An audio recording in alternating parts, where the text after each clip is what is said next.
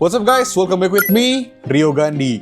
Di video ini gue sengaja ngebuat video yang modelannya seperti ini karena ternyata belakangan gue banyak banget menemukan seller yang omsetnya stuck di 50-100 juta rupiah per bulan. Jadi kenapa gue buat video kayak gini? Karena banyak banget seller yang stuck di omset segini dan gue bener-bener banyak menemukan case kayak gini dan kebanyakan mereka punya problem yang sama, yaitu ketidaktahuan identiti toko. Sebenarnya agak disayangkan ya kalau menurut gue guys, ketika kalian sudah mendapatkan omset 50 juta sampai 100 juta, tapi nggak bener-bener kalian maksimalin karena kalian nggak paham harus kalian apain lagi.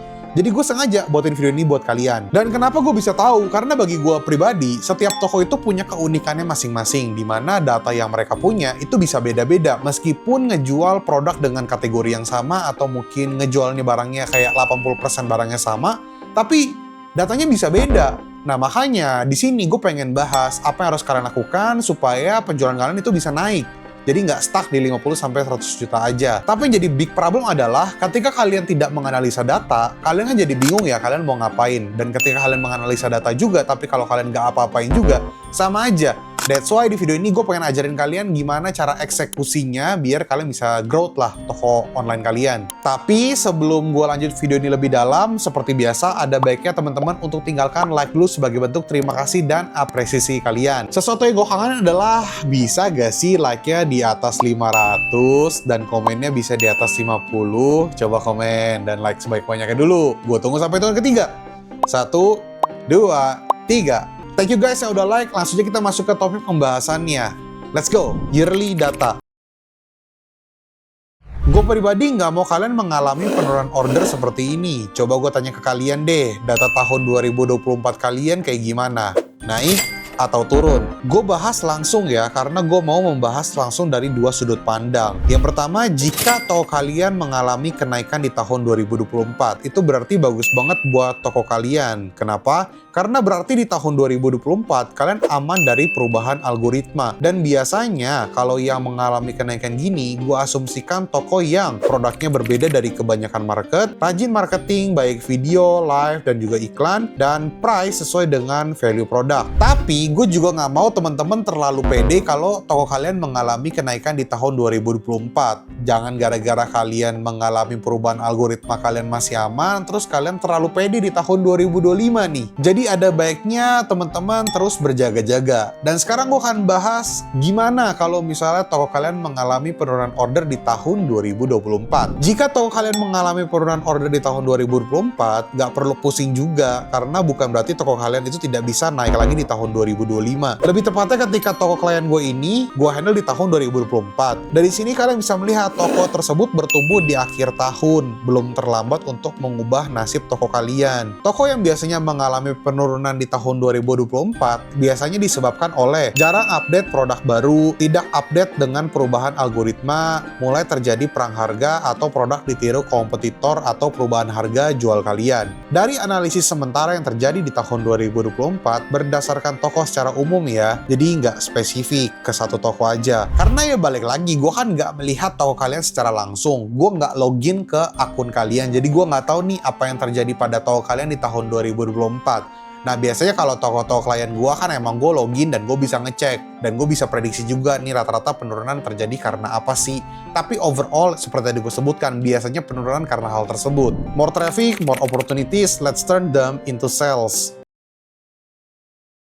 Di tahun 2025 ini, kalian diperbolehkan kok untuk kejar-kejaran traffic. Tapi, ada tapinya ya guys. Kalian nggak usah serakah juga untuk kejar traffic. Karena traffic yang akan kalian datangkan juga harus berkualitas, alias traffic yang memang sesuai dengan target market kalian. Gue pribadi di tahun 2025 ini, gue akan kejar traffic juga kok. Tapi mungkin gue lebih akan memprioritaskan produk-produk yang memang bisa mendatangkan traffic yang cukup oke, di mana traffic tersebut memang cocok dan pas untuk gue datengin toko gue dan dia bisa beli barang-barang yang lain. Jadi emang traffic-trafficnya gue arahin yang berkualitas, yang memang tepat, on point lah. Jadi kan bisa ngebantu ngedongkrak penjualan untuk subkategori toko gua kebanyakan. Nah, hayo lu, kira-kira kalian paham nggak maksud gua tadi? Coba kalau misalnya kalian nggak paham, coba diulang, di back lagi videonya, terus kalian dengerin baik-baik. Maksud gua apa sih yang namanya mendatangkan traffic berkualitas supaya bisa ngedongkrak sales? Ayo. Kemudian yang harus kalian pahami juga, untuk kuartal 1 sampai kuartal 2, ini gue akan lebih memprioritaskan ke conversion rate alias CVR di toko gue. Gue kan secara pribadi nggak tahu ya kalian jualan apa. Gue nggak tahu kalian jualan di subkategori apa. Jadi gue nggak tahu conversion rate standar kalian tuh yang oke di angka berapa persen. Tapi kita ngomong secara gambaran umum. Conversion rate kan rata-rata yang oke itu minimal 1%. Nah, kita asumsikan lah ya, kalian pernah achieve di 1,5 sampai 2%. Contoh ya, maka dari itu gue akan sebisa mungkin dan seberusaha mungkin untuk kejar di 1,5% ke atas untuk conversion rate berdasarkan data produk yang memang mau kita fokuskan. Jadi, average CVR kalian itu di angka berapa sekarang? Dan tertinggi pernah achieve di angka berapa persen? Dan itu bisa jadi patokan data kalian sementara. Ya, bagi gue pribadi, hal ini cukup sulit dan cukup lama untuk kalian analisa. Karena namanya analisa, kita nggak bisa lah kayak dalam waktu 1-2 hari kayak langsung valid analisa kita. Namanya analisa ya butuh waktu, bisa seminggu, 2 minggu, atau mungkin bisa berminggu-minggu atau berbulan-bulan. Cuman yang pasti kita bersabar dan kita mau. Namanya bisnis online, naik turun itu adalah hal yang biasa. Justru kalau misalnya naik terus, bosen nggak sih? Atau turun dulu, bosen dan bangkrut ya. Jadi ketika lo bisnis online itu nggak bisa instan, ya bisnis apapun sih. Mau lu pakai cara ini, mungkin aja bulan ini lu tetap drop, dan di sini lu belajar. Dan mungkin aja di bulan depan lu bisa naik, jadi nggak ada salahnya juga mencoba dan nggak rugi juga untuk ngelakuin metode seperti ini. Nih ya, biar kalian semangat. Di saat kalian merasa sedih, ingat ada toko klien gue yang mendapatkan orderan segini banyak dengan omset segini. Itu 1 hari loh, di tanggal 24 Februari 2025. Yang berarti kalian juga sebenarnya pasti bisa. Cuman pelan-pelan guys, sabar. Pasti ada momen dan ada waktunya kalian untuk achieve di angka sekian, 1 hari loh. Cuman ketika kalian mau dapetin di angka sekian, pertanyaan gue adalah kalian udah siap atau belum. Jadi yang terpenting adalah dari mental kalian siap, stok kalian siap, tim kalian siap, jadinya ya aman-aman aja. Makanya hargailah proses. Dan ingat, jangan merasa sombong dan merasa segalanya paling bisa. Winning sales takes more than just a catchy title. Gue paham SEO memang diperlukan, tapi untuk mendapatkan sales atau GMV yang kalian mau, judul yang tepat bukanlah segalanya. Karena masih banyak panel yang lain. Jadi emang judul itu penting, tapi di 2025, judul itu bukan segalanya guys. Jadi gue bisa bilang banyak panel lain yang mensupport produk kalian dan membantu supaya judul kalian itu jadi lebih teroptimize. Nah, gue akan sebutkan apa saja. Jadi ada faktor catchy foto, desain produk katalog, deskripsi more SEO, rating produk di atas 4,5, dan sebagainya.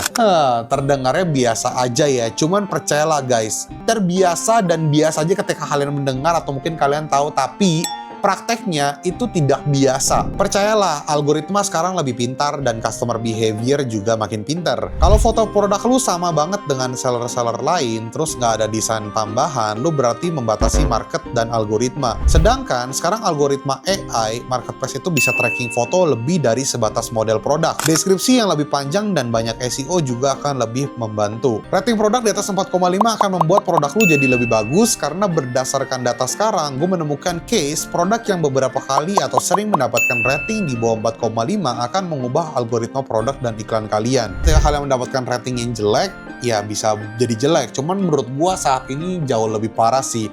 Makanya hati-hatilah, jangan sampai kalian keseringan atau ya dapat bintang 1, bintang 2 lah. Jaga pelayanan kalian lah guys. Coba deh lu praktekin cara ini dan lu pahami kalimat gua, gue yakin omset lu pasti bakal naik.